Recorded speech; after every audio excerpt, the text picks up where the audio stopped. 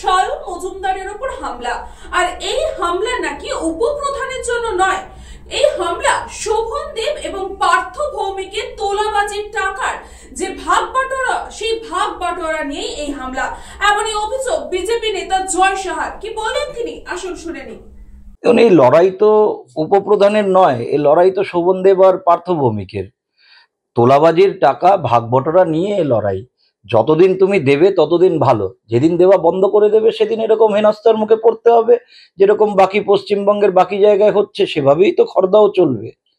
এই যারা আজকে উপপ্রধানকে সায়ন মজুমদারকে হেনস্থা করলো, তারাই তো ওর ভোটে, 21-এর ভোটে, 24-এর ভোটে তৃণমূলের হয়ে কাজ করেছে। আজকে তারাই ওকে হেনস্থা করলো, টাকা পায়নি তাই।